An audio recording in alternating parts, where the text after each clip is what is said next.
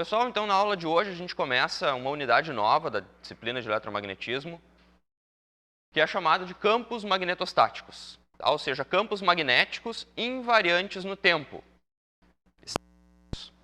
Nós estudamos até o momento campos eletrostáticos, que eram devido a cargas elétricas que estavam paradas no espaço. E o valor da carga também não variava no tempo. Então nós tínhamos campos elétricos, forças estáticas. Agora nós teremos também campos magnéticos, teremos forças estáticas, mas devido a correntes elétricas constantes. Tá? Quando eu tenho uma corrente elétrica, eu tenho um campo magnético devido a essa corrente elétrica.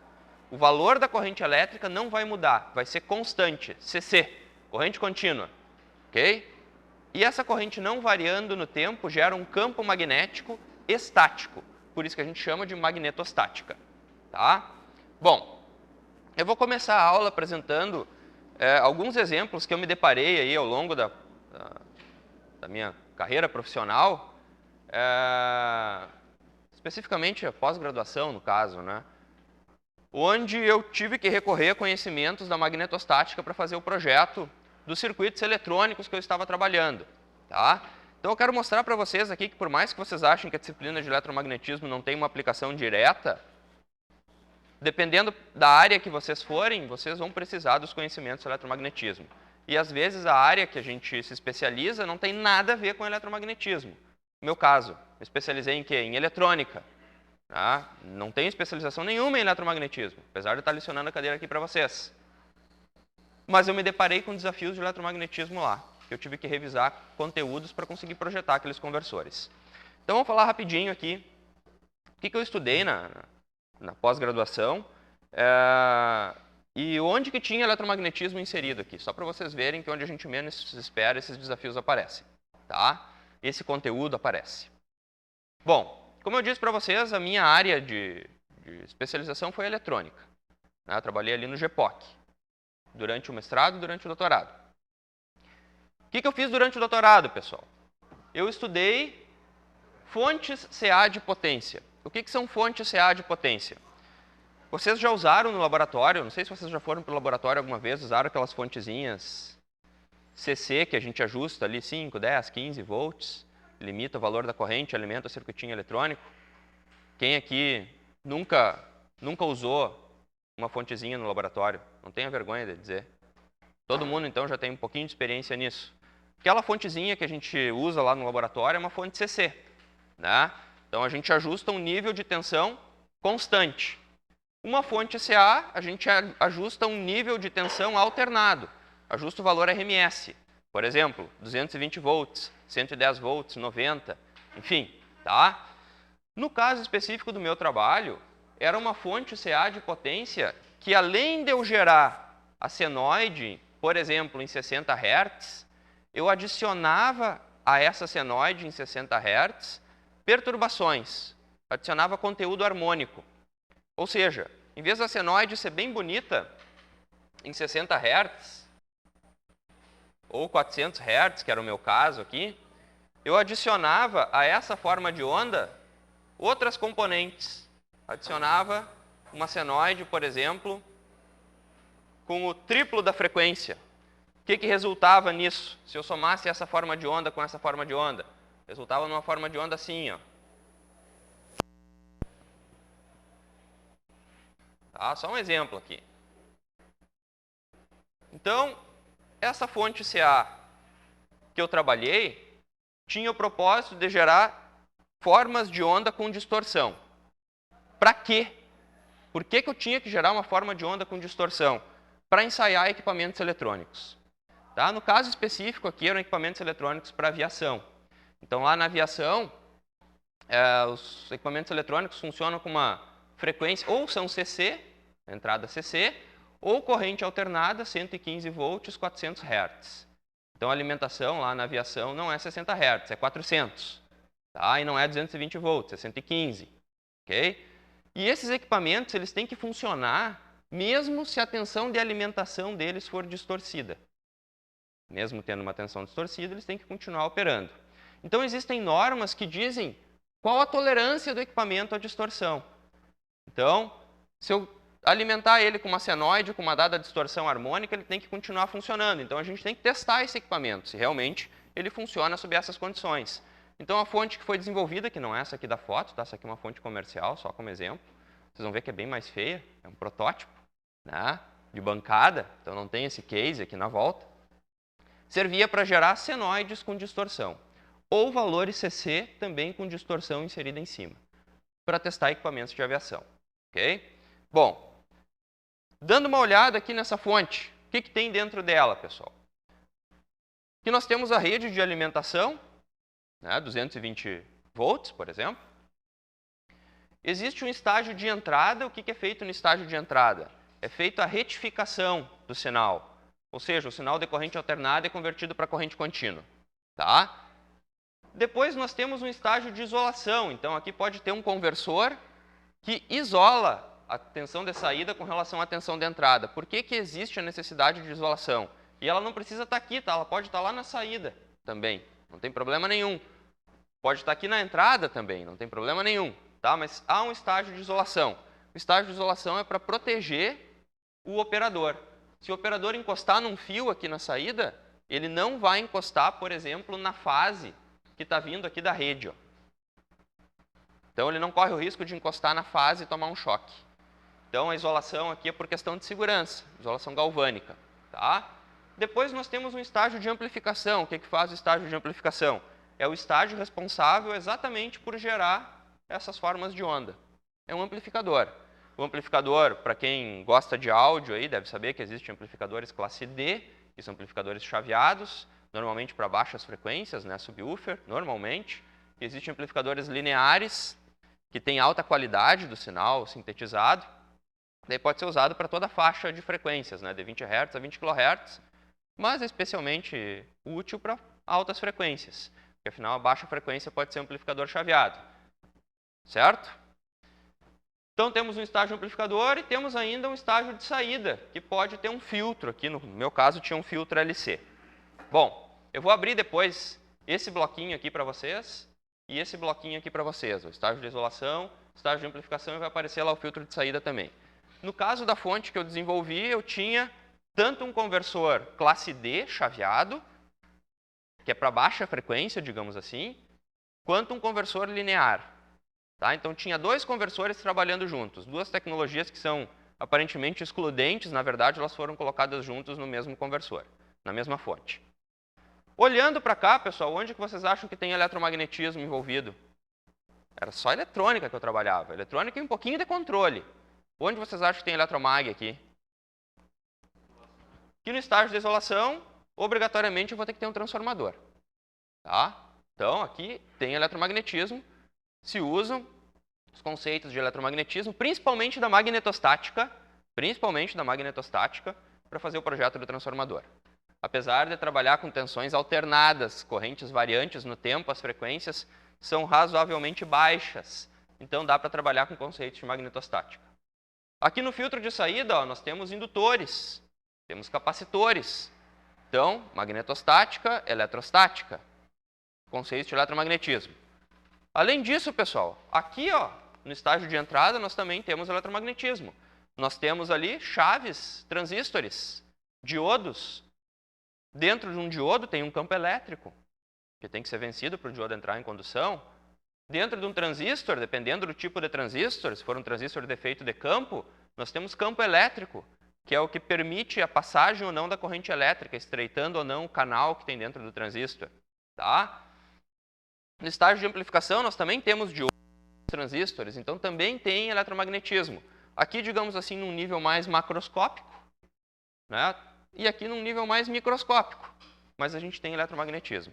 Então, quem vai estudar lá a física de semicondutores, né, vai desenvolver o semicondutor, tem que se preocupar com fenômenos eletromagnéticos. Okay? E quem vai trabalhar com o projeto aqui, no meu caso, o eletromagnetismo aqui não existia praticamente, porque eu comprava o dispositivo pronto. Né? Só sabia mais ou menos o princípio de funcionamento dele. Mas aqui eu precisava de conceitos de eletromagnetismo para fazer o projeto. Então eu vou abrir para vocês aí esse estágio aqui, ó, isolação, amplificação e saída. Só para vocês verem a encrenca que era. Ó. Não se assustem com isso aqui não vai ser cobrado, obviamente, só para dar uma ideia para vocês. quando vocês fizerem a cadeira de eletrônica de potência, isso vai começar a ficar um pouco mais claro. Que conversores são esses, tá? Como que era feita a isolação? Ó? Nós tínhamos aqui já era tensão CC, ó. Essa tensão CC já vinha do estágio retificador, ok? Tensão CC, tínhamos um inversor. Vou pegar só essa célula aqui de cima. Tudo isso aqui é replicado, é tudo igual, tá? Tínhamos aqui o transformador para fazer a isolação e tínhamos um retificador de novo aqui desse lado. Então, de CC, nós íamos para CC, passando por um transformador CA. Então, para projetar esse transformador aqui, conceito de eletromagnetismo. Depois aqui, no outro estágio, nós tínhamos o estágio amplificador. Então, aqui era a isolação, os dois conversores CCCC aqui, quer dizer, um conversor CCCC porque é de corrente contínua para corrente contínua. Tá? Mas tem um link alternado aqui no meio para passar pelo transformador. Okay? Depois nós tínhamos o estágio amplificador, que é o responsável por gerar a forma de onda contendo aí a distorção que a gente queria. Tá? Então eram várias células. Se eu quisesse aumentar a potência da fonte, eu colocava mais células. Se eu quisesse diminuir, eu colocava menos células. Tá? Então tinha várias células e ainda funcionando em paralelo, não, em série, com esse amplificador chaveado, que nós temos chaves, ó, que ficam abrindo e fechando. Na verdade, são transistores que operam em corte e saturação, tá? On e off, on e off. Nós tínhamos aí no amplificador linear, o LPA aqui, Linear Power Amplifier. Então esse cara aqui fazia um ajuste fino. Esse aqui gerava tensão de maneira bem grosseira, porque lembrem que ele é bom para baixas frequências, para altas frequências ele não é muito bom. E o linear gerava a correção necessária para eu sintetizar a forma de onda desejada. Ele é bom em alta frequência. Juntava essas duas coisas, passava pelo as duas tensões geradas pelos amplificadores, passava por um filtro e alimentava a carga. No caso, o dispositivo eletrônico que seria ensaiado. Ok? Como eu disse, para emular a... Isso. Todas ligadas na mesma rede do avião, digamos. Então, outras cargas estavam gerando distorção na tensão. Como que essa distorção na tensão interfere em um dado equipamento? Okay? Como eu disse para vocês, não era tão bonito, né, quanto naquela foto. Esse foi o conversor que foi montado. O conversor que fazia a isolação está aqui, o CCCC. Ó. Aqui está ele e a outra parte dele está em cada uma daquelas células ali. O controle, pessoal, dá para fazer controle usando diferentes tecnologias. Por exemplo, o pessoal gosta muito de usar ali no GPOC DSPs, processadores digitais de sinais, que é um microprocessador dedicado para cálculos e tem periféricos para eletrônica de potência. Por exemplo, eu usei uma FPGA, tá, que é uma outra tecnologia aí. Como eu precisava fazer o controle numa frequência bem elevada, então eu usei uma FPGA que consegue trabalhar nessas frequências maiores. Okay? O que mais que a gente tem aqui? O amplificador linear ficava nesse dissipador gigante que está lá atrás, depois tem uma foto por trás aqui, e o chaveado são essas células aqui. Tá? Então, cada uma das células que eu mostrei antes para vocês aqui, ó, célula 1, 2, até a 6, eram essas células plugadas aqui atrás. E esse linear aqui, ó, o LPA, ficava atarrachado nesse dissipador grande aí. É o que dissipa a maior parte da energia do conversor. Por isso que o linear tinha que ser bem pequenininho. Ok? Bom, o filtro LC, aquele filtro de saída, devido à interferência eletromagnética que ele causa no ambiente, ele ficava dentro dessa caixinha metálica aqui aterrada. Tá? Então, servia para reduzir a interferência eletromagnética que ele emanava pelo ar para os diferentes circuitos que compunham essa fonte. Uma foto de trás aí, só para vocês verem as células encaixadas aqui. E um detalhe da célula. O que a gente nota aqui? A célula tem capacitores. Como que eu cheguei no valor de capacitância que eu precisava no barramento aqui? Eu tive que fazer uma série de cálculos, cheguei no valor da capacitância e selecionei capacitores comerciais. Tá? Então, eletromagnetismo. Aqui está o transformador isolador, ó, de cada uma das células. Como que eu projetei esse transformador isolador? Conceito de eletromagnetismo, tá? Levando em conta a densidade de corrente, máxima densidade de fluxo magnético. Aqui tinha mais um indutorzinho de um conversor CCCC, indutorzinho necessário. E aqui embaixo desse dissipador, ó, nós tínhamos aquelas chaves que foram representadas inicialmente lá. Ó. Os transistores, esses transistores aqui, ó, ficavam embaixo desse dissipador aqui. Tá? Então essa célula é pequenininha, uma coisinha assim. Ó. Ok? E aqui só um exemplo para vocês, ó, da forma de onda que eu tinha desenhado no quadro, ó, só que aqui tem mais harmônicos. Eu gerei uma forma de onda com 400 Hz, então não era 60, tá? O período aqui, ó, esse período é 1 dividido por 400 segundos. Tá? Então esse é o período da forma de onda. E além disso, eu somei a essa forma de onda com 400, 1.200, 2.000 e 2.800 Hz. Inseri uma série de distorções. O amplificador chaveado gerou isso aqui, ó, bem feioso. Ó. Ele consegue gerar de maneira grosseira a forma de onda, mas ele gera praticamente a forma de onda desejada já. Só que tem uma diferença ainda para o valor desejado. Quem é que gera essa diferença? Esse em preto aqui, ó, que é o amplificador linear. Somando essas duas, elas estão em escalas diferentes aqui. Somando essas duas, eu conseguia gerar então a forma de onda bonitinha, desejada. Não tem ensaio nenhum, tá?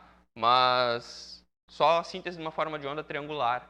Então aqui o amplificador chaveado gerava essa forma de onda triangular aqui feiosa, né? Somada com essa em preto aqui do amplificador, o chaveado, perdão, gerava essa forma de onda triangular feiosa. O linear gerava a diferença para a referência que eu desejava. Somando essas duas, ficava essa forma de onda em vermelho aqui embaixo, triangular, muito próxima do valor de referência setado. Tá? Então, só para mostrar aí duas tecnologias diferentes trabalhando juntas, a parte linear e a parte chaveada. Okay? Bom, aqui é só uns detalhes a mais do conversor CCCC, não vou entrar no mérito, mas só para mostrar para vocês, tem transformador, tem capacitor, tá? Então isso teve que ser projetado. E aqui forma de onda de operação dele. Então só, o objetivo foi mostrar que existe aplicação prática sim do eletromagnetismo. Ok? Então, se vocês acham que nunca mais vão se deparar com isso, talvez vocês não se deparem se forem trabalhar a parte de marketing, de vendas, de logística, enfim, em alguma empresa. Tá? Normalmente eles gostam de contratar engenheiros para esses cargos. Mas se vocês forem para desenvolvimento de eletrônico, mais cedo ou mais tarde vocês vão se deparar com eletromagnetismo. Ah, mas eu não gosto de eletrônica, eu quero ir para sistemas de potência. Pô, se vocês forem para sistemas de potência, lá vai ter linhas de transmissão, vai ter geradores e tal, todos eles envolvem o conceito de eletromagnetismo. Ah, mas eu não gosto disso, eu gosto de controle. Estou fazendo curso de engenharia de controle e automação. Gosto de controle, então vou trabalhar com controle de máquinas. Ah, vocês vão ter que modelar uma máquina CC, uma máquina CA, motor de indução, enfim, não sei qual máquina que vocês vão trabalhar, é eletromagnetismo puro e aplicado. Tá? Então, alguma parte da cadeira vocês vão acabar empregando, dependendo da linha que vocês seguirem. Ok? Beleza. Dito isso, vamos para a aula de hoje. Campos magnetostáticos. O que a gente vai ver na aula de hoje, pessoal? Um breve histórico aí sobre pesquisadores que contribuíram para o estudo da magnetostática. Tá? Vou falar mais um pouquinho de aplicações aqui, vou mostrar outras aplicações. Não um estudo de caso, né, como eu trouxe antes para vocês ali, mas um pouquinho mais genérico aí, onde mais que vocês vão encontrar aplicações da magnetostática. Vou mostrar para vocês de maneira bem rápida aqui uma analogia entre a parte elétrica e a parte magnética, só para vocês verem que as equações elas guardam uma certa semelhança. O que vocês estudaram, ou deveriam ter estudado na eletrostática, se repete com uma pequena diferença na parte magnética também. Tá? E depois a gente vai ver a lei de Biot-Savart, que é para calcular o campo magnético devido a um condutor percorrido por corrente elétrica. Okay? Aí a gente vai ver para um elemento diferencial de corrente, como que é a lei de Biot-Savart, depois para fontes de corrente distribuídas. E o condutor filamentar retilíneo aqui vai ser um exemplo que a gente vai fazer. Tá? Bom, quem é o Biot, que deu o nome à lei de Biot-Savart, né? O Jean-Baptiste Biot, que viveu lá no século XVIII e XIX. Era um francês, natural de Paris, físico e matemático, e ele contribuiu em várias áreas, aí, geometria, astronomia, elasticidade, eletricidade, magnetismo, que é a nossa área de interesse, né, calor e ótica, mas a principal contribuição dele aqui dentro do eletromagnetismo foi a lei que relaciona a intensidade de campo magnético com a distância. Então, eu tenho um fio percorrido por corrente elétrica, isso gera um campo magnético no entorno desse fio. Conforme eu me afasto desse fio, como que varia esse campo magnético? A gente vai ver que cai com o quadrado da distância, da mesma forma que para o campo elétrico. Quando eu tinha uma carga elétrica e me afastava da carga, o campo caía com o quadrado da distância. Então, o Biot chegou a essa equação, tá? Para a intensidade do campo magnético em função da distância. Ok?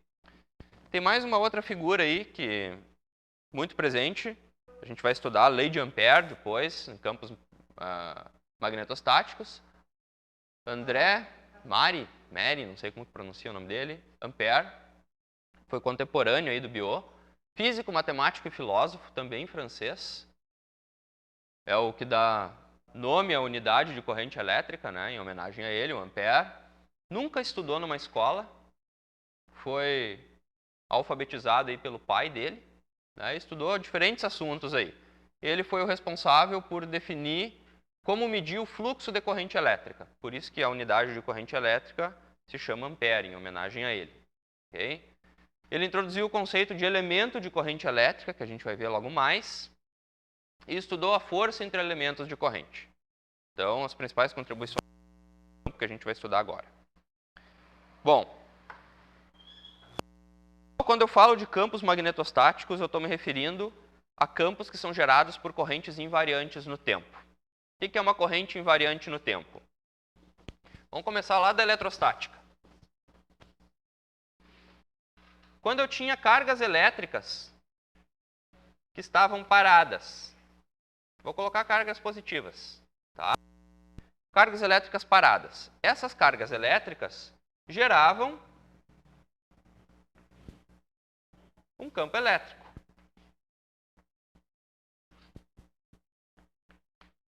Para todos os lados aqui, né? Entre essas cargas surgia uma força, né? Cargas do mesmo sinal aqui no caso se repelem. Se fossem cargas de sinal oposto, se atrairiam. Bom, campos eletrostáticos, as carguinhas estão paradas. Agora, se eu pegar essas cargas aqui, ó, e fizer o seguinte, colocar elas dentro de um condutor aqui, e vou fazer todas elas se deslocarem com uma velocidade u constante. U constante. Eu tenho o que chama de corrente constante, ou corrente contínua. Na verdade, a corrente contínua ela não precisa necessariamente ser constante. Uma corrente contínua é uma corrente que não inverte o seu sentido. Se eu tenho cargas elétricas sempre indo para a direita, essas cargas nunca voltam para a esquerda, elas sempre vão para a direita, eu tenho uma corrente contínua. Tá? Agora, se essa corrente ela vai sempre para a direita e nunca muda de intensidade, além de ser contínua, ela é constante. Então, no momento que eu tenho cargas elétricas se deslocando com uma velocidade u, eu tenho uma corrente elétrica aí. Se essa velocidade u é constante das cargas, eu tenho uma corrente elétrica que, além de contínua, é constante. Então, ela é constante, ela é CC. Ok? Duas propriedades aí dessa corrente elétrica. Bom, se eu tenho uma corrente elétrica, pessoal, passando por dentro de um condutor, no entorno desse condutor surge um campo magnético. Tá? Então, aqui no entorno do condutor, ó,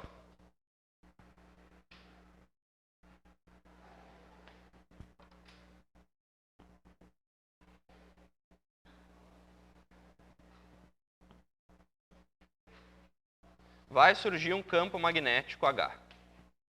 Como que eu consigo perceber a presença desse campo magnético? Se vocês pegarem um fio percorrido por corrente, pegarem uma bússola e colocarem no entorno desse fio, a gente pode fazer depois lá no laboratório essa experiência, tá? É bem rápida. Ou até tentar trazer aqui para a aula. Se vocês colocarem uma bússola no entorno desse condutor, vocês vão ver que o ponteiro da bússola vai defletir sempre tentando se alinhar com esse campo aqui, ó. Vai apontar, sempre tentando se alinhar com o campo no entorno do condutor. Ok? Então, existe um campo magnético no entorno do condutor. E, como a corrente é constante, esse campo magnético também será constante. Por isso o nome magnetostática, campo magnético. Bom, se o campo for variante no tempo, por exemplo, 60 Hz, se essa corrente aqui, ó, ela muda de sentido, ela vai para, vai para a esquerda, para, vai para a direita, para, seguindo uma senoide em 60 Hz, que é o que a gente tem na tomada aqui quando a gente liga uma carga, que a gente, perdão, nós temos tensão. Uma água.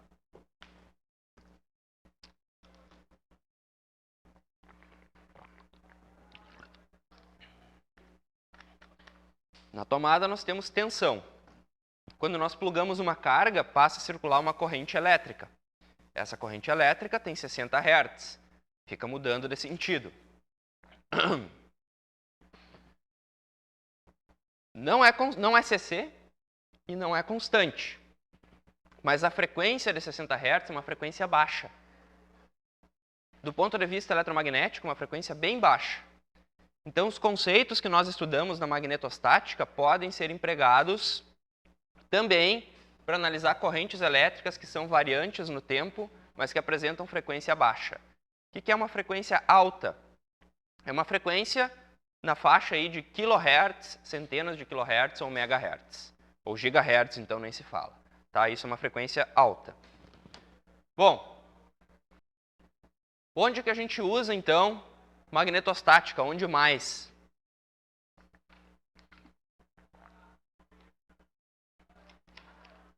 Projeto, pessoal, e construção de máquinas elétricas. Que tipo de máquina elétrica? Pode ser um motor de indução, pode ser um motor de ímãs permanentes, tá? Enfim, pode ser um motor CA, pode ser um motor CC. Transformadores, transformador é uma máquina elétrica, tá? Então, os transformadores que a gente tem nos postes aqui, que são os de distribuição, ou os transformadores de potência que estão lá nas subestações, usam conceitos aí de magnetostática para fazer o projeto. Aqui tem um exemplo da agulha de um HD, né? Gravando dados aqui num disco. Então, tem um ímã aqui muito forte, né? Nesse motorzinho que posiciona a agulha no HD. Então, tem conceitos ali de magnetostática para fazer o projeto daquele motor. Okay?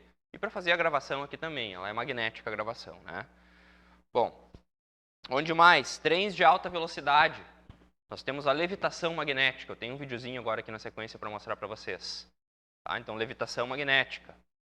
Também conceito de magnetostática. E de campos variáveis no tempo também. Aqui o exemplo.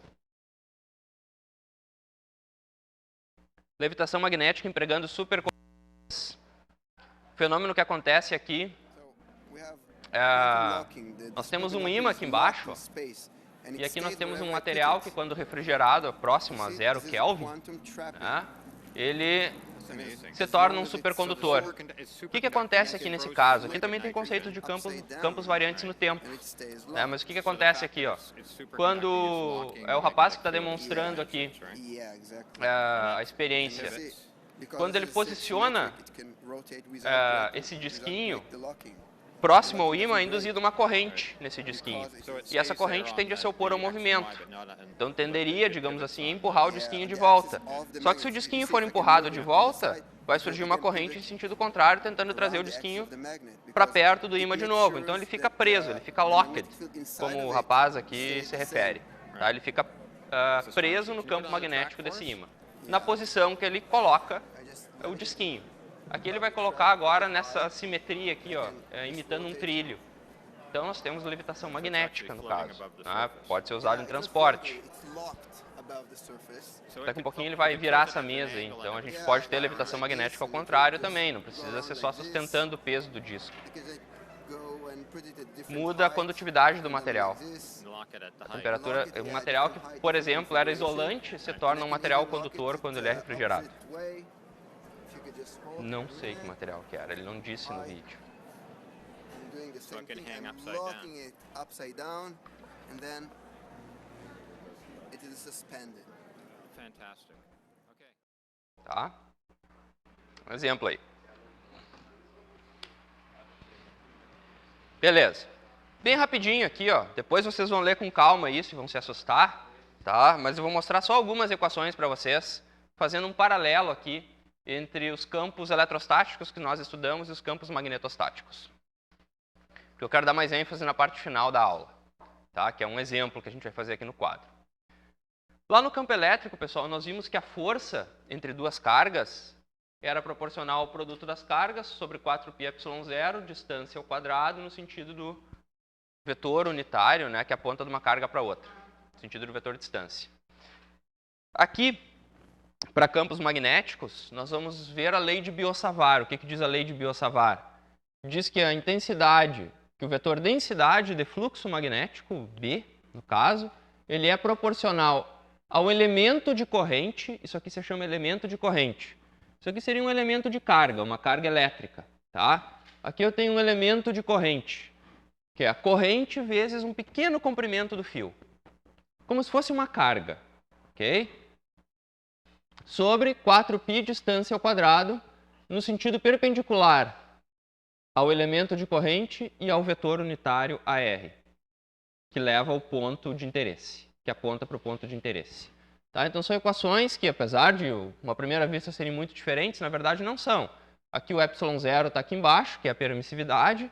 Nós vamos ver aqui a permeabilidade está no numerador, tá? Mas é uma constante também. E o denominador da expressão, 4πr² é igual. Ó. Então decai com o quadrado da distância. O B é densidade de fluxo, vetor densidade de fluxo magnético. A gente vai estudar ainda, tá? Quando nós estudamos lá a lei de Gauss, ó, a integral de superfície da densidade de fluxo elétrico é igual à carga encerrada por essa superfície. Tomo uma superfície, né, e determino a densidade de fluxo elétrico que atravessa a superfície. Caiu na nossa prova. Eu descubro a carga encerrada. A gente vai ver que existe uma lei chamada lei de Ampère, que se eu tenho um condutor e eu faço a integral de linha fechada, não é mais integral de superfície fechada, faço a integral de linha fechada no entorno desse condutor, aqui, ó, percorro esse caminho, ó, HDL. DL são os deslocamentos aqui ao longo desse caminho. Ó. Se eu fizer essa integral de linha fechada, eu consigo descobrir quanto que eu tenho de corrente elétrica passando por dentro desse caminho fechado. Ou seja, quanto que eu tenho de corrente elétrica passando aqui nesse condutor.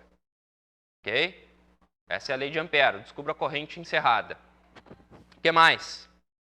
Nós vimos a lei da força, né? O que era a força? Era a carga elétrica vezes o campo elétrico. Nesse caso aqui, o que é a força? É a carga elétrica se deslocando, as cargas estão com deslocamento, né? Frequência com velocidade constante aqui no caso. Então, a carga elétrica se deslocando, não mais produto direto, né? Vezes o campo elétrico aqui, ó, mas produto vetorial densidade de fluxo magnético. Tá? O que eu disse para vocês? O que era um produto simples vai virar um produto vetorial. O que era produto escalar vira produto vetorial também. Tá? Na maioria dos casos. Elemento fonte de campo. Uma carga elétrica pequenininha, um dq, um elemento elétrico. No caso da magnetostática, o que eu tenho como elemento fonte? Uma carga elétrica se deslocando com velocidade u. Então, se eu tenho carga elétrica se deslocando com velocidade u, ela é fonte de campo magnético. Esse u é derivada do deslocamento com relação ao tempo. Eu posso passar o Q aqui para dentro e o L para o lado de fora, se eu quiser. Ou simplesmente fazer dQ por dt, eu tenho a corrente elétrica. Isso aqui é corrente elétrica. Né, a variação da carga com relação ao tempo. Então, IDL, que é o que aparece lá em cima, o elemento fonte de campo magnético. Okay? Então, eu tenho duas representações aqui para o elemento fonte de campo magnético. A gente viu que o campo elétrico é tensão dividido por distância, diferença de potencial por distância. Nós vamos ver que o campo magnético é corrente dividido por distância também. Tá? Eu não vou falar das outras equações, vou falar dessa aqui, ó, relação entre campos. Ó. Nós vimos que a densidade de fluxo elétrico era a permissividade do meio vezes a intensidade de campo elétrico. Aqui para magnetostáticas, nós temos que a densidade de fluxo magnético é a permeabilidade vezes a intensidade do campo magnético. Tá? Então, são equações parecidas. Ó. Todas essas são parecidas. Tá? Então, entendendo bem a parte da eletrostática, vocês acabam entendendo bem a parte da magnetostática. Por isso que eu frisei para vocês no início do semestre. Usem a apostila. Tem só a parte da eletrostática, por enquanto, na apostila. Mas compreendendo bem a eletrostática e o cálculo, vocês não vão ter problemas para magnetostática. Tá? Bom, tem outras equações aí, não vou entrar no mérito delas. Tá aí só para ilustrar. Bom, chegamos então na lei de Biot-Savart. O que diz a lei de Biot-Savart, pessoal? Ela estabelece que a intensidade do campo magnético num dado ponto, aqui eu tenho um fio percorrido por corrente elétrica. Ó, tá? Tá passando uma corrente I. E eu quero determinar a intensidade do campo magnético aqui nesse ponto, ó, distante R do fio. É proporcional ao produto entre o elemento de corrente é esse aqui, IDL, e o seno do ângulo entre DL e a linha que une DL ao ponto P. Ao seno desse ângulo. Ó. E é inversamente proporcional ao quadrado da distância. Então, ele chegou à seguinte conclusão, ó, que o campo magnético aqui no ponto P, ele era proporcional ao valor da corrente elétrica, né, IDL, ao seno do ângulo entre esse elemento de corrente e o vetor distância do elemento de corrente ao ponto P, sobre a distância ao quadrado. Fazendo uma série de experimentos, ele chegou na constante de proporcionalidade, que era esse 4π aqui embaixo. Ó. Tá? Então, apareceu um 4π aqui. Ó. Uma série de experimentos se chega nisso. Ok? Bom, se vocês olharem aqui, ó,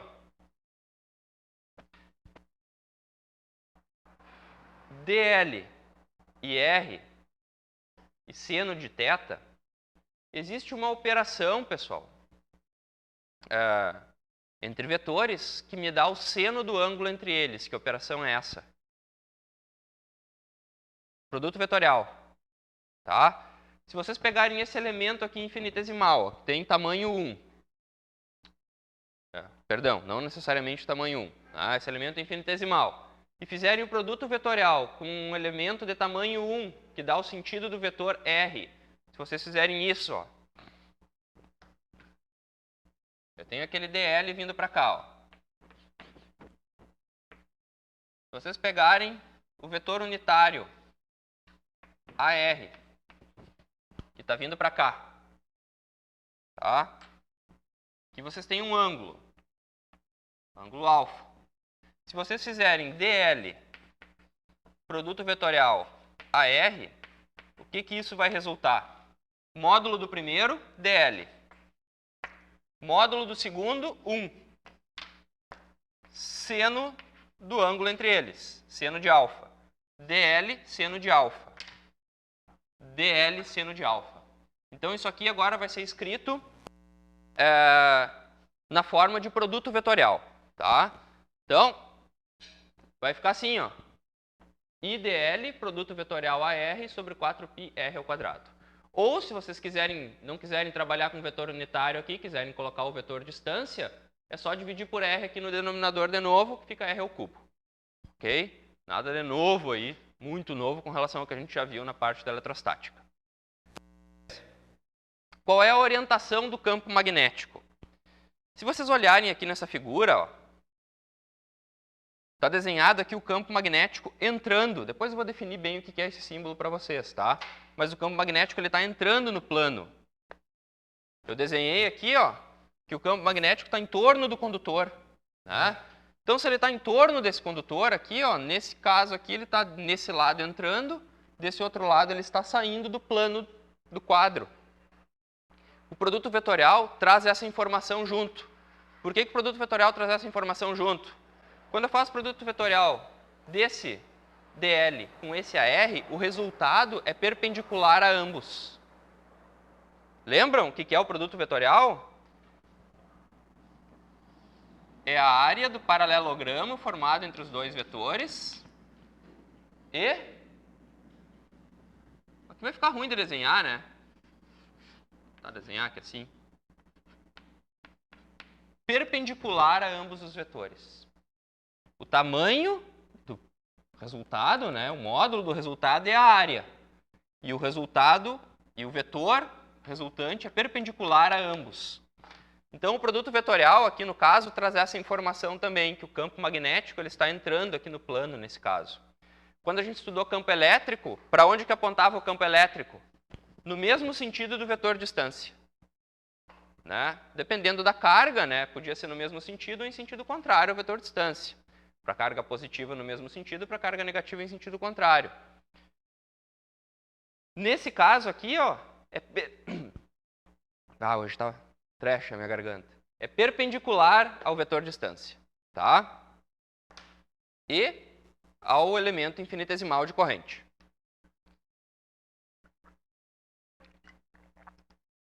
Como que a gente bate o olho num fio percorrido por corrente elétrica e descobre em que sentido que estará o campo magnético? Usando a regra da mão direita, tá? Como que é a regra da mão direita?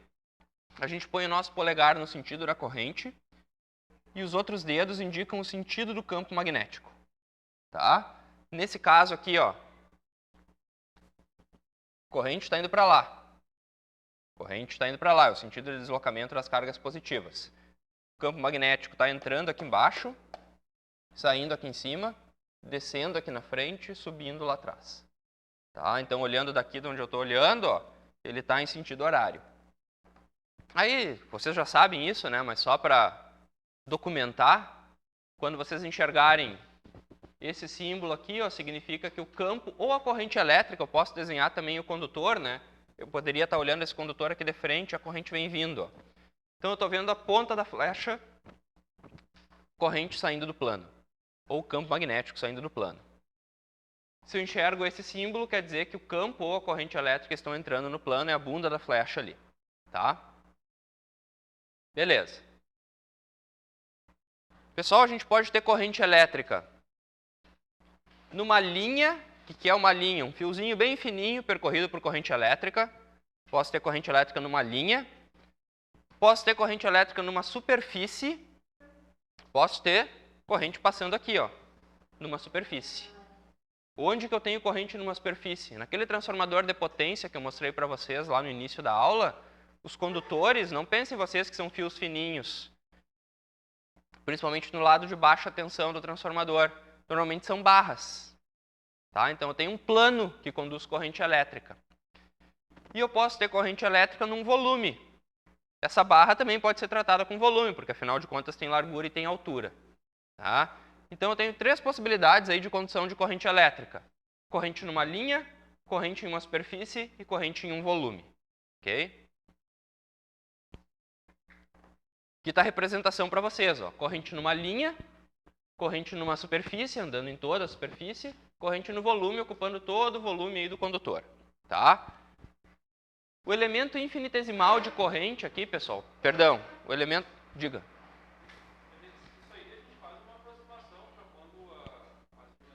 Isso, tu pode desprezar a altura do plano, né, só com relação à largura dele.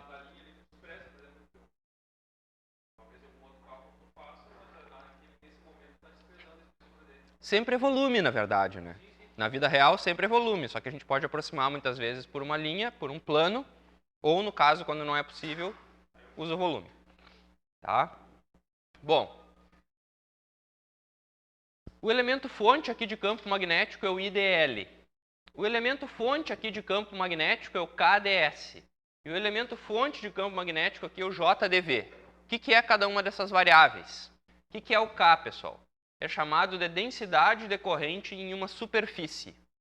Eu posso ter corrente elétrica diferente na superfície. Pode ser que aqui no meio do plano eu tenha mais corrente e nas laterais eu tenha menos corrente. Então o K me diz qual é a distribuição de corrente aqui nessa superfície. Ó. Eu posso ter mais no meio e menos nas bordas, ou o contrário. Ou pode ser homogêneo também.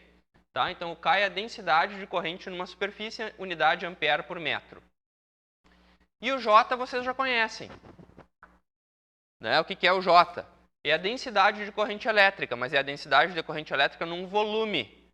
Tá? Então, olhando nessa área aqui, ó, eu posso ter mais corrente aqui no centro, mais corrente aqui nas bordas, só que o J é usado sempre para volumes. Ok? Unidade ampere por metro quadrado. Nós já estudamos o J, né, na definição de corrente elétrica. Foi até uma questão da prova, né, a última. Tá. Qual é a unidade desse elemento fonte de corrente aqui? Ampere vezes metro. Tá? Beleza. Então, esse aqui é um elemento fonte também. Também tem que ser ampere vezes metro. A unidade do elemento fonte. Se eu multiplicar o K, que é ampere por metro, vezes o ds, que é metro quadrado, vai dar ampere por metro. Ampere metro, perdão. Tá? Esse aqui, ó, ampere por metro quadrado, vezes metro cúbico, vai dar ampere metro. Então, os três elementos são equivalentes. Ambos, todos os três são ampere metro. É o que eu estou dizendo aqui, ó. Os elementos fontes são relacionados por IDL, KDS, JDV. Observem o seguinte, ó, a corrente ela não é vetor. Teve gente na prova que achou corrente vetorial na resposta. Tá? Corrente não é vetor. Corrente tem sentido, mas ela não é um vetor, ela é um escalar. Pode ser positivo ou negativo o resultado, dependendo para onde que a gente chuta o sentido dela. Né? Então, corrente não é vetor, mas o DL é. Então, o elemento fonte de campo magnético aqui, o IDL, é um vetorial. Nesse caso aqui, o vetor está associado à densidade superficial de corrente, ao K. E nesse último caso, está associado ao vetor densidade de corrente elétrica do volume, tá? O J.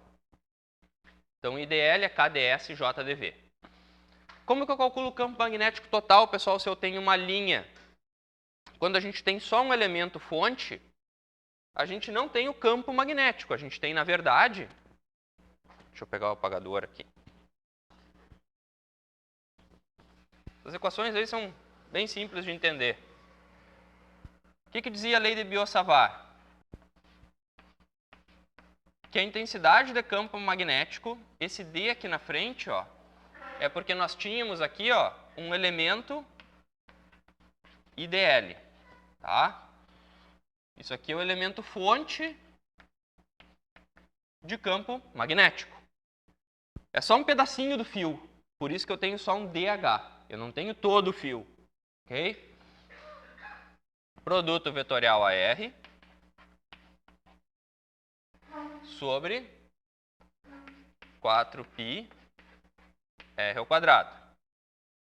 Se eu quero calcular o campo total, eu vou integrar isso aqui, ó. E vou integrar isso aqui. Tá? No momento que eu integro isso aqui, ó, esse D desaparece. E eu calculo o campo magnético total.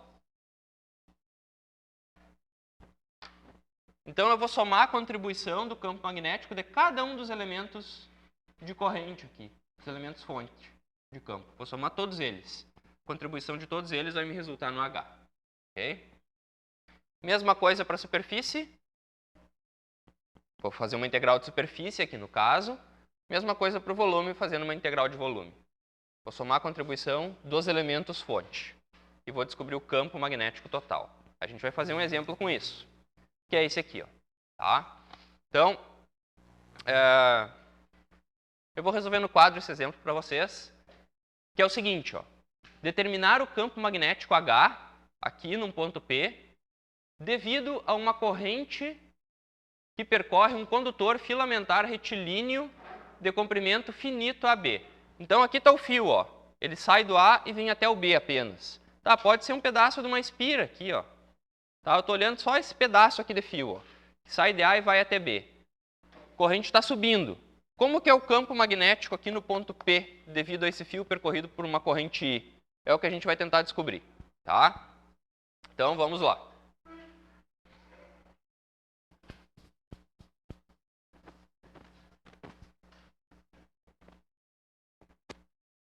Vou deixar essa equação aí.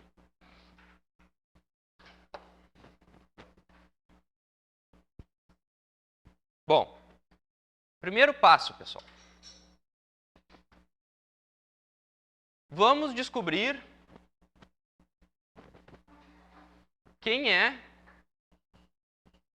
Essa equação aqui ela pode ser escrita assim também, ó. É integral de linha, né? I dl produto vetorial R sobre 4π R ao cubo. É o cálculo do vetor unitário que eu embuti na própria equação. Então vamos lá. O primeiro passo é descobrir quem é o dl. O segundo passo é descobrir quem é o R. O terceiro passo é resolver esse produto vetorial. Vamos lá então. Quem é o dl?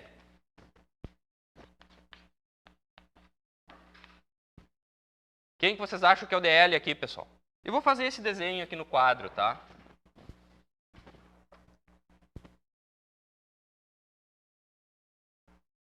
Um pouco maior. A gente vai desenhando por partes. X, Y, Z. Vou botar o elemento de corrente aqui.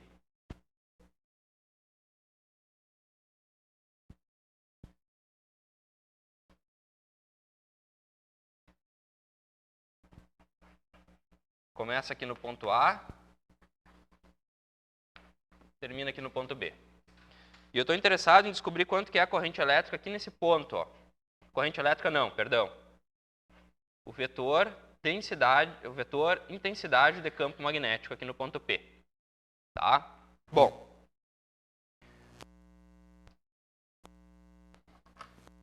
Coisa.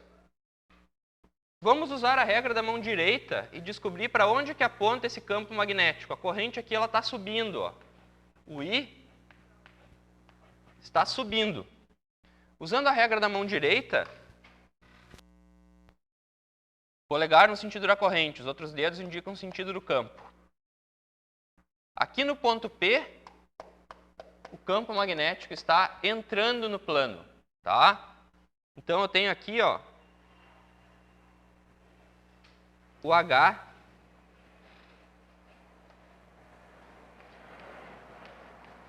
entrando no plano. Que simetria vocês acham que tem esse problema aqui? Então é melhor nós trabalharmos em coordenadas cilíndricas, tá? Em coordenadas cilíndricas, a distância do eixo Z até o ponto de interesse, que distância é essa? É o raio do cilindro, né? É o ρ.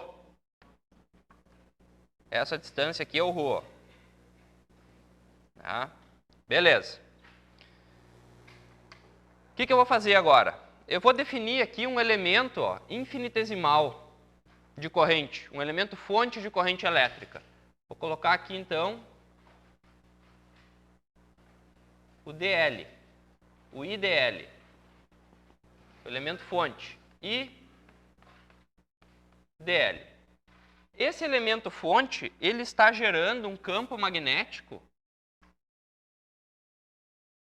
aqui no ponto P. Distância R.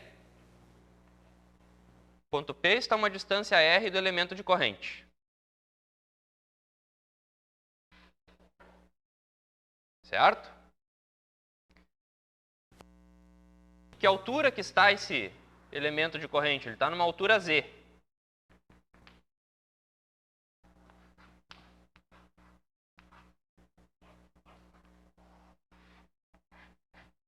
Esse elemento de corrente, então, está gerando um campo magnético aqui no ponto P, que está entrando no plano.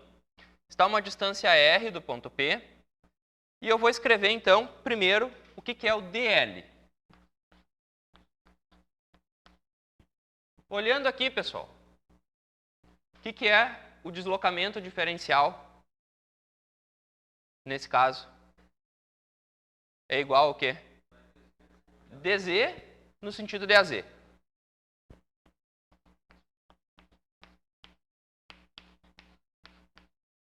Beleza. Eu vou escrever agora esse R aqui, ó, esse vetor distância. o R. Vejam se vocês concordam comigo. Como que eu posso escrever esse vetor? Eu posso escrever ele como a soma de dois vetores. Um vetor que aponta para cá, mais um vetor que aponta para cá. Certo? Ó, parto do início dele, termino no final dele. Esse mais esse. Concordam comigo?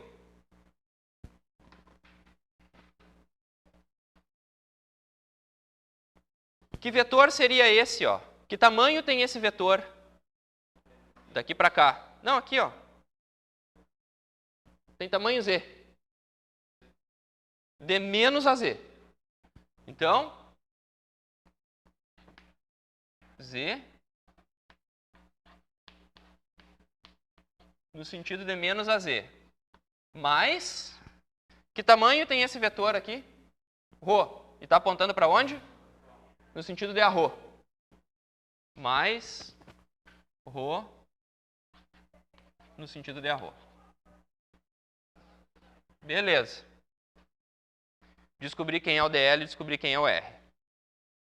Agora, vou fazer aquele produto vetorial lá, ó, DL, produto vetorial R.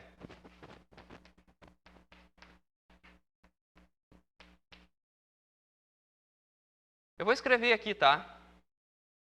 O que é o DL? DZ AZ. Produto vetorial. Rho a Rho. Menos Z a Z.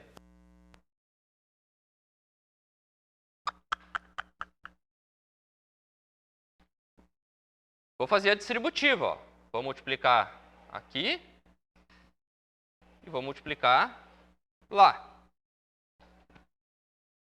Então, isso aqui vai ficar igual ao quê? Pessoal, se eu faço a Z produto vetorial a Rho, dá quanto?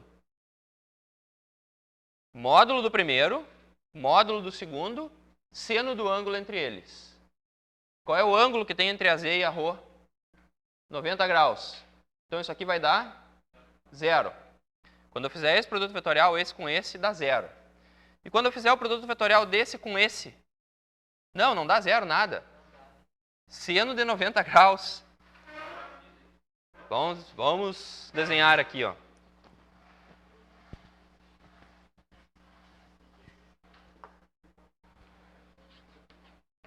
A Rho, a Φ, a Z. Não é cosseno para dar 0, né? O que eu estou fazendo? Ó? Eu estou fazendo o produto vetorial de AZ com a Rho. AZ com a Rho. O resultado dá a Φ. Obrigado aí, pessoal, que se ligou. Então, vai ficar DZ, Rho DZ, a Φ. Agora sim, ó. AZ, produto vetorial AZ, dá quanto? 0. Módulo do primeiro, módulo do segundo, seno de 0 graus. Seno de 0 graus é 0. Né? Então, o resultado dá isso aqui apenas. Ó. Tá? Beleza. Agora vamos calcular esse R ao cubo aqui embaixo. Ó. O menos é 0, né? Esse vezes esse dá 0. Menos 0. Vou fazer esse R ao cubo aqui.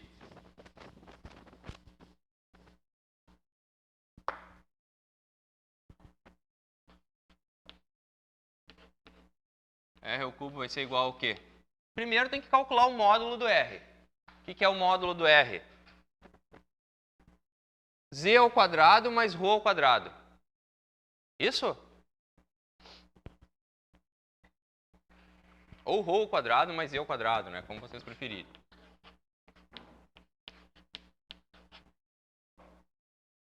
Isso aqui elevado na 1/2. Tá? Elevado na 1/2. Só que eu estou elevando ao cubo. Então, elevado na 3/2. Certo? Esse aí, então, é o R ao cubo. Vou jogar tudo isso aqui agora na equação do campo magnético. O H vai ser igual a uma integral que vai do ponto A até o ponto B de I dl. Então, I, que é o dl? dz a z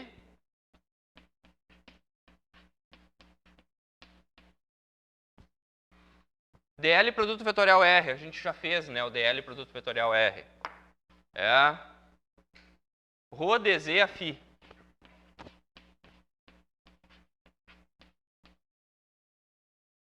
Sobre 4π R ao cubo. R ao cubo. ρ ao quadrado mais E ao quadrado na 3/2.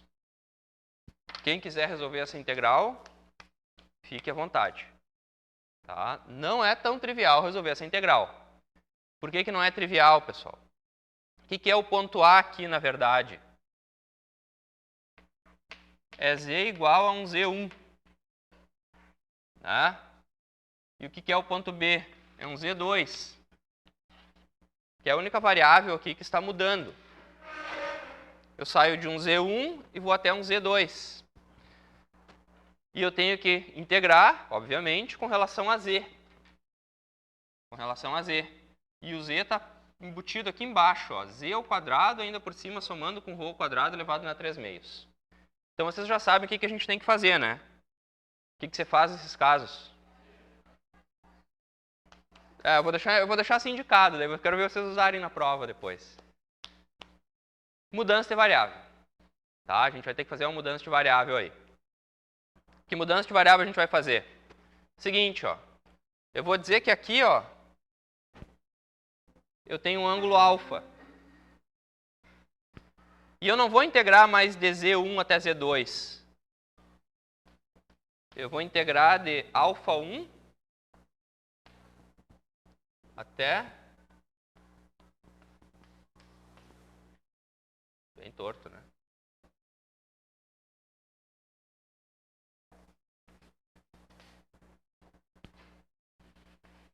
Até um alfa 2. Ok? Vou integrar de um alfa 1 até um alfa 2. Era para ser uma reta aquilo ali. Então vamos lá.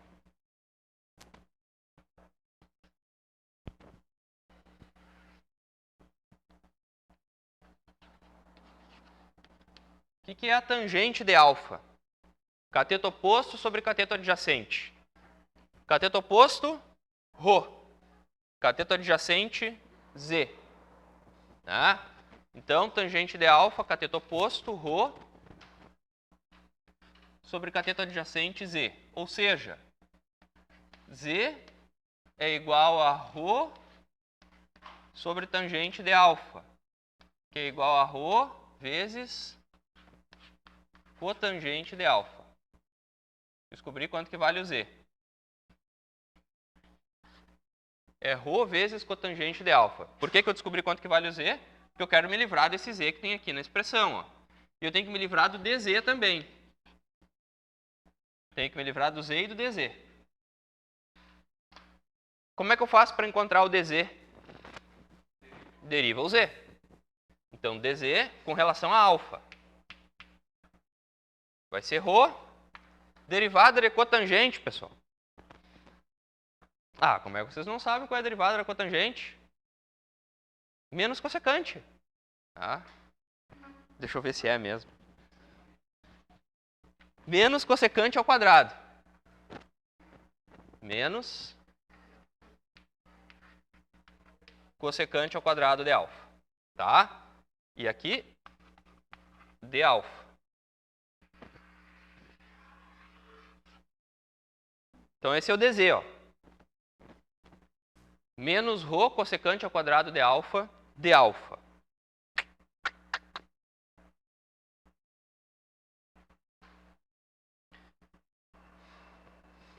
Vamos tentar simplificar isso aqui agora, ó. Rho ao quadrado mais E ao quadrado na 3/2.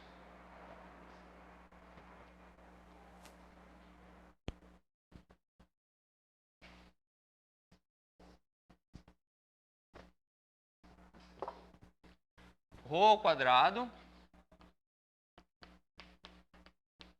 mais E ao quadrado na 3/2.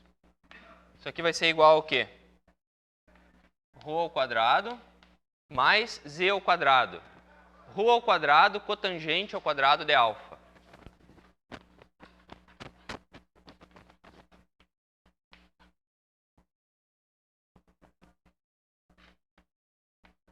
Na 3/2. Posso botar o Rho ao quadrado em evidência aqui, ó. É só substituir o Z ali, ó. Só substituir o Z. Rho ao quadrado de alfa. Posso colocar o Rho em evidência. Então vai ficar Rho ao quadrado elevado na 3/2 vezes 1 mais cotangente ao quadrado de alfa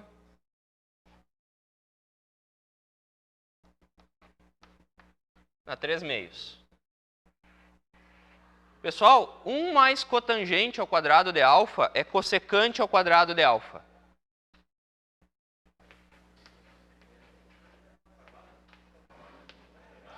Não se preocupem que vocês não precisam saber isso aqui de cor, tá? A gente vai usar só a expressão final derivada aqui, que a gente vai derivar ao final da dedução, tá? Que é bem mais simples do que aquela encrenca lá. Beleza, o que vai acontecer aqui, ó? Esse quadrado vai cortar com esse quadrado. Esse quadrado vai cortar com esse quadrado. E a gente vai chegar aqui, isso aqui vai ser Rho ao cubo vezes cossecante ao cubo de alfa.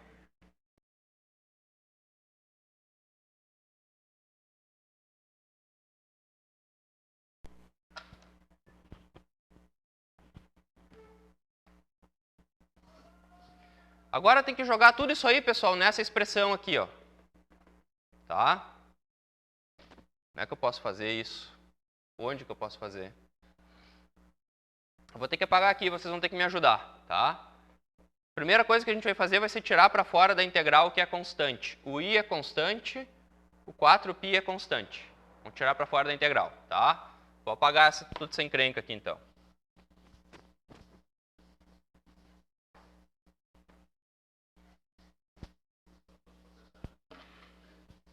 Oi?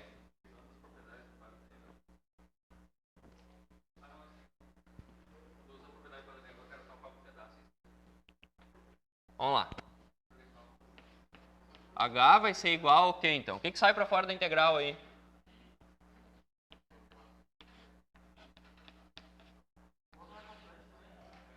O Rho a gente vai... O Rho é constante também. Mas por enquanto vamos deixar dentro da integral para cortar com o Rho que vai aparecer no denominador. O que nós temos aí? Rho vezes o quê? Vezes dz? Vezes menos Rho cossecante ao quadrado. Tá. Então vai aparecer um menos aqui na frente. Esse Rho vai ficar ao quadrado. E aqui vai ficar cossecante ao quadrado de alfa. Vezes o quê? De alfa. Sobre, o 4π já saiu para fora, agora o R ao cubo. O que é o R ao cubo? Rho ao cubo vezes cossecante ao cubo de alfa.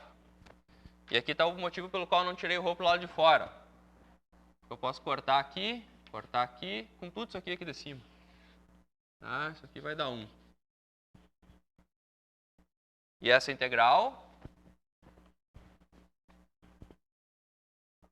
vai ficar menos I sobre 4π Rho. Já vou tirar o Rho para o lado de fora, que é constante. Já vamos lá. O que é 1 sobre cossecante?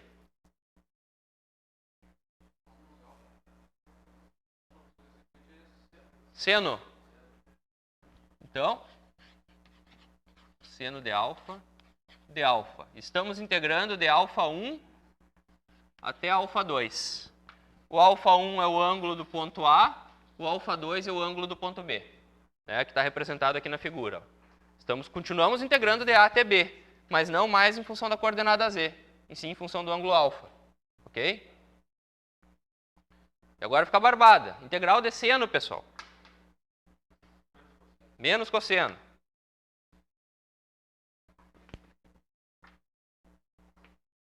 Então vai ficar menos I sobre 4πρ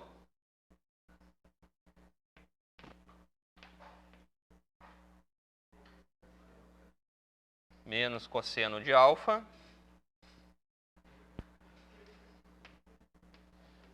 de α1 até α2. Esse menos com esse menos aqui dá para cortar. E a gente vai chegar ao H, que vai ser igual a I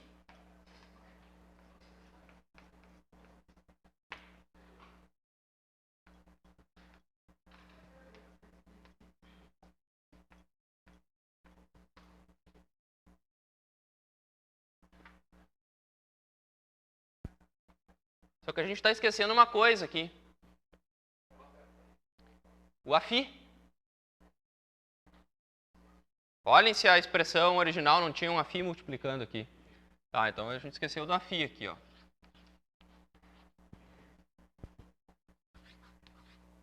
Não muda nada o resultado, né? Só que eu percebi agora aqui no final porque o resultado é um vetor. Só.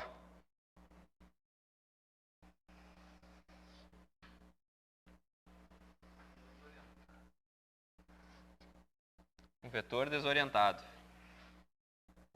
Tá? E aí a gente chegou no H. I sobre 4πρ cosseno de α2 menos cosseno de α1 no sentido de Aφ. Bom, pessoal, qual é o segredo para usar essa expressão? Vocês vão usar ela bastante. Tem vários exercícios nessa lista de agora que a gente usa essa expressão aqui, ó. Tá? A gente usa essa expressão. Preste atenção aqui, ó. Na maioria dos casos, na verdade só num caso que não acontece isso, na maioria dos casos, o elemento decorrente não está no eixo Z. O elemento decorrente eu não coloquei ele no eixo Z, lá na lista de exercícios. Ele está aqui no eixo Y, ele está aqui no eixo X, ele está em diferentes eixos, menos no Z. Essa expressão que nós derivamos aqui, ó, é a expressão para descobrir a intensidade do campo magnético devido a um fio percorrido por corrente elétrica, um fio finito, posicionado ao longo do eixo Z. Aqui, ó. Só que nem sempre vai estar no eixo Z. Então a gente tem que interpretar essa expressão. O que é esse ρ aqui, na verdade? Ó? O que é o ρ? O ρ é o vetor distância, ou melhor, é a distância do ponto ao eixo que contém a corrente elétrica. Ok? Distância do eixo que contém a corrente elétrica ao ponto. Esse é o ρ. Então, se a corrente elétrica estiver aqui no X e o ponto estiver aqui embaixo, o ρ vai ser a distância até o eixo. Aqui no eixo Y, perdão, e o ponto estiver aqui embaixo, a distância vai ser o ρ, distância do ponto até o eixo Y. Primeiro passo para usar essa expressão. Identifiquem qual é o eixo onde está a corrente. Tá? O AI. Identifiquem, deixa eu apagar aqui.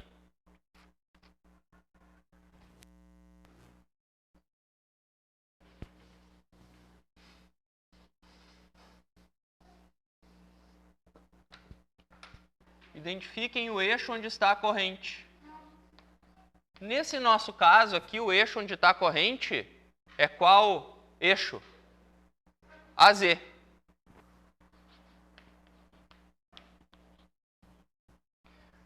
O mais difícil dessa expressão aqui, pessoal, é descobrir quem é o Aφ. Porque o Aφ ele é definido por sistema de coordenadas cilíndricos, né, aqui no entorno do eixo Z.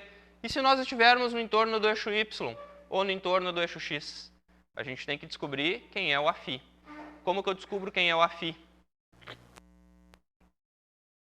Trigonometria. Tem que fazer o desenho do problema e o AFI vai ser uma soma dos outros vetores unitários. Tá? Tem que escrever o vetor distância R. Na verdade, é assim que a gente descobre o AFI. Ó. Eu escrevo o vetor distância do vetor R. Escrevo o vetor distância do vetor R. Essas duas coisas eu tenho que descobrir. Nesse nosso exemplo aqui, o AR apontava para onde?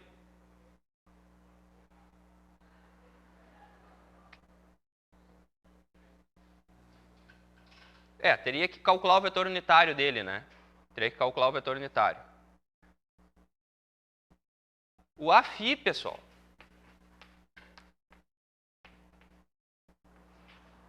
é o AI produto vetorial com o AR.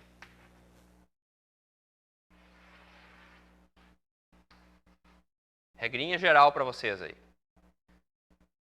Vamos tentar interpretar isso aqui olhando para essa figura. Ó. O AI está para cá. Ó. O AI está para cá. Olhem aqui. O AI está subindo. Ó. O AR está indo para lá. Eu vou fazer o produto vetorial daqui para cá. Daqui para cá.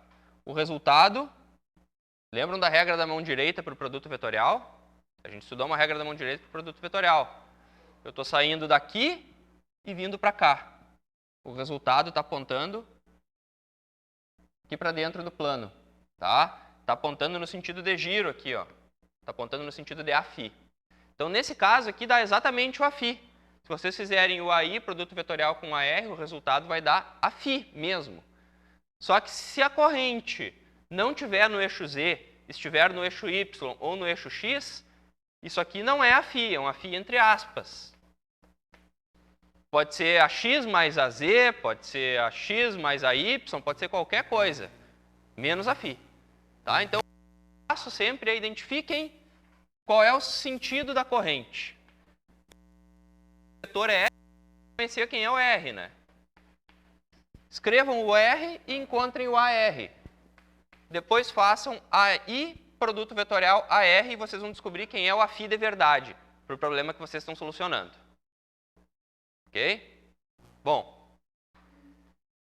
Tenho que descobrir também quem é o alfa 1 e o alfa 2 para calcular o cosseno de alfa 1 e calcular o cosseno de alfa 2.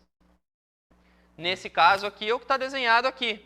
Mas e se a corrente não estiver aqui, se a corrente estiver aqui no eixo Y? Vamos fazer esse desenho. Posso apagar aqui em cima?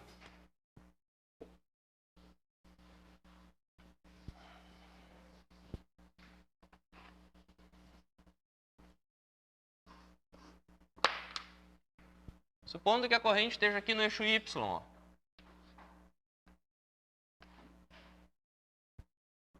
Aqui está ela. Aqui está o início, aqui está o final. É o ponto A e o ponto B. A corrente está vindo para cá. Ó. E eu quero descobrir o alfa 1 e o alfa 2 para esse ponto P que está aqui. Ó. Quero descobrir, então, o campo magnético aqui no ponto P devido a esse elemento aí de corrente. Vocês unam o ponto inicial da corrente e o ponto final da corrente. O ângulo que está mais perto do ponto P, medido pelo lado de fora aqui, ó, é o alfa 1. O ângulo que está mais longe do ponto P, medido pelo lado de dentro aqui do triângulo, é o alfa 2. Tá? Aqui vocês vão ter que usar a trigonometria para descobrir quem é o alfa 1 e o alfa 2. Tá? Essa distância aqui, ó, quanto que vale essa distância do ponto P ao eixo que contém a corrente? Rho. Então vocês já sabem quanto que vale o Rho. Aqui provavelmente vocês conheçam também. Vocês ou conheçam essa hipotenusa. Vocês conseguem calcular o alfa 1. Vocês conhecem essa distância, vocês conhecem esse Rho, vocês conseguem calcular o alfa 2. Tá? Beleza. Então é como usar essa expressão para outros casos. Não precisa deduzir toda ela quando vocês forem fazer os problemas. Vocês vão deduzir só no primeiro, que tem lá, que é para a corrente no eixo Z. para os outros vocês vão usar ela adaptando-a ao problema. Ok? Para encerrar a aula, vamos supor que esse fio aqui não é finito, mas é infinito. Eu vou pegar o ponto B e vou jogar ele lá para cima. Vou pegar o ponto A e vou jogar aqui para baixo. Vamos ver como que fica a expressão. Deixa eu apagar aqui o quadro. Apagar aqui. Se o fio for infinito, então,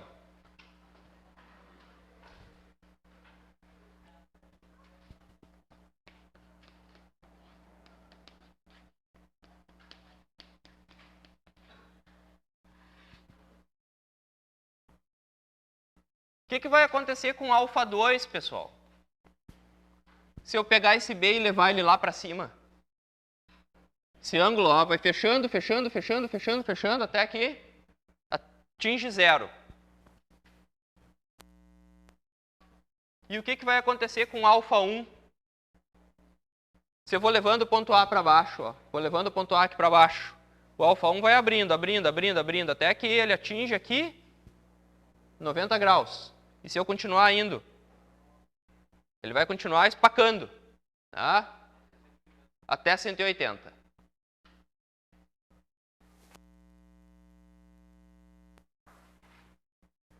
Levem, ó, alfa 1, 180. Cosseno de 180 dá quanto? Menos 1. Com menos da frente, mais 1. Alfa 2 é 0. Cosseno de alfa 2, 1. 1 mais 1, 2. Corta com esse 4 aqui debaixo. E vocês vão chegar que o H, para o fio infinito, vai ser I sobre 2 pi rho, no sentido de Aφ.